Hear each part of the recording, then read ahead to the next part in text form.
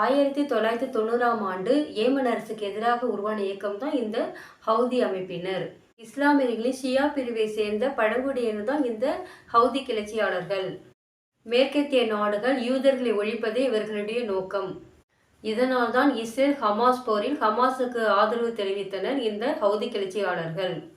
இந்த ஹவுதி அமைப்பினர் ஏமனில் இருந்து கொண்டு 1000 கிலோமீட்டர் தொலைவில் உள்ள இஸ்ரேல் மீது வான்வழி தாக்குதல் நடத்தினர். இதனால் உலக நாடுகள் அச்சமடைந்துள்ளனர். இதுவரை மேற்கத்திய நாடுகளின் 27 கப்பல்களை இந்த ஹவுதி அமைப்பினர் தாக்குதல் நடத்தியுள்ளனர். அதனால்தான் அமெரிக்க கூட்டுப்படைகள் ஏமன் மீது வான்வழி தாக்குதலை நடத்த ஆரம்பித்துள்ளன.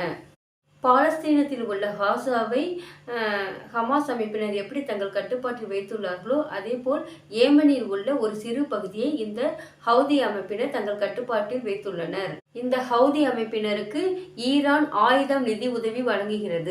ஏமன் அரசுக்கு சவுதி அரேபியா ஆதரவு தருகிறது. கடந்த செவ்வாய்க்கிழமை செங்கடலில் பயணித்த மேற்கத்திய நாடுகளின் கப்பல்களை குறிவைத்து இந்த ஹவுதி அமைப்பினர் தாக்குதல் நடத்தினர்.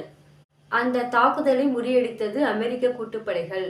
அதனால்தான் ஏமன் மீது அமெரிக்க கூட்டுப்படைகள் தாக்குதல் நடத்த ஆரம்பித்துள்ளன.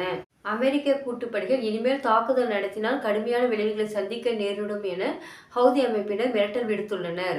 இந்த மிரட்டலை தொடர்ந்து அமெரிக்க கூட்டுப்படைகள் நேற்று இரவு ஏமனில் உள்ள ஹவுதி அமைப்பினர் இடங்களை குறிவைத்து தாக்குதல் நடத்தினார்கள். இந்த அமெரிக்க கூட்டுப்படையில் 10 நாடுகள் இடம்பெற்றுள்ளன. அவை என்னன்னு பார்த்தீங்கன்னா America, England, Australia, Bahrain, Canada, Denmark, Germany, New Zealand, Netherlands, தென்கொரியா. இந்த 10 நாடுகள் ஒன்றிணைந்து ஹவுதி அமைப்பினர் மீது தாக்குதல் நடத்த ஆரம்பித்துள்ளார்கள். இந்த தாக்குதல்களால் உலக நாடுகளில் அத்தியாவசிய பொருட்களின் விலை உயரும். இந்த சேனலை சப்ஸ்கிரைப் அண்ட் ஷேர் பண்ணி பாருங்கள் ஃப்ரெண்ட்ஸ். தேங்க்யூ.